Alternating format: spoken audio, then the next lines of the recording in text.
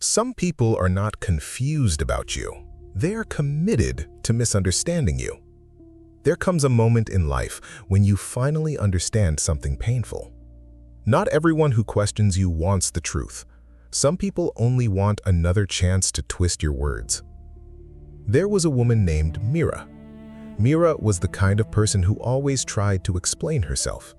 If someone misunderstood her silence, she explained. If someone judged her boundaries, she explained. If someone twisted her kindness, she explained. If someone accused her unfairly, she wrote long messages trying to prove her heart. She believed that if she explained enough, people would finally understand. But the more she explained, the more tired she became. Because some people were not listening to understand her, they were listening to defend the version of her they had already created in their mind. When she was quiet, they called her rude.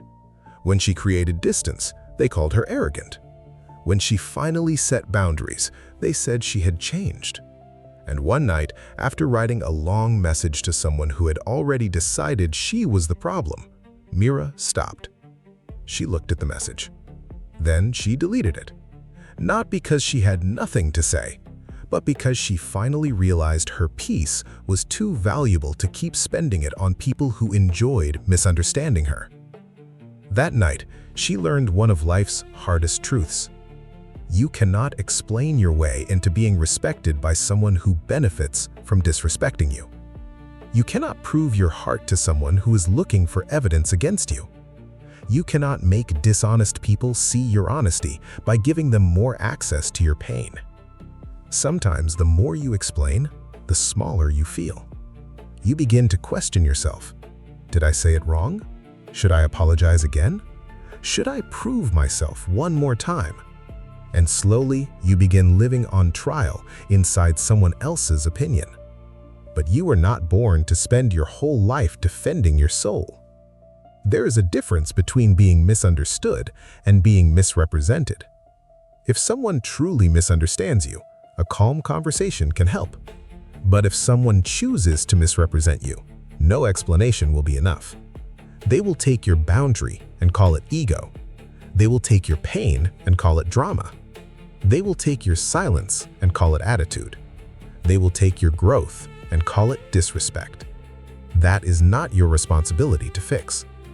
Your responsibility is to stand in your truth with dignity. Explain once, clearly, calmly, honestly. And after that, release the need to convince.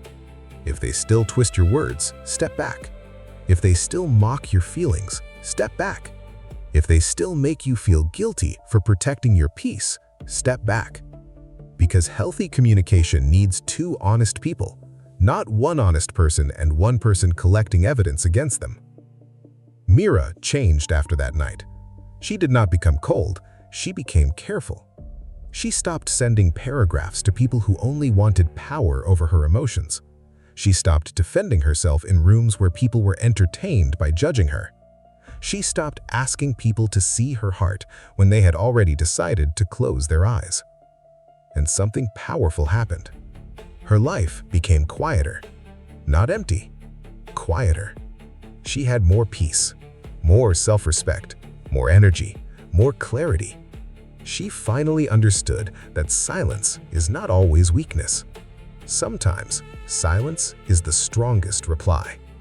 Sometimes, silence says, I know who I am, and I do not need your distorted version of me to become my identity. So remember this, you do not have to correct every false story. You do not have to attend every argument. You do not have to explain your boundaries to people who only respect you when you have none. Let your life speak. Let your consistency speak. Let your peace speak. Let your distance speak. Let your silence speak. Because sometimes the most powerful sentence is the one you choose not to say.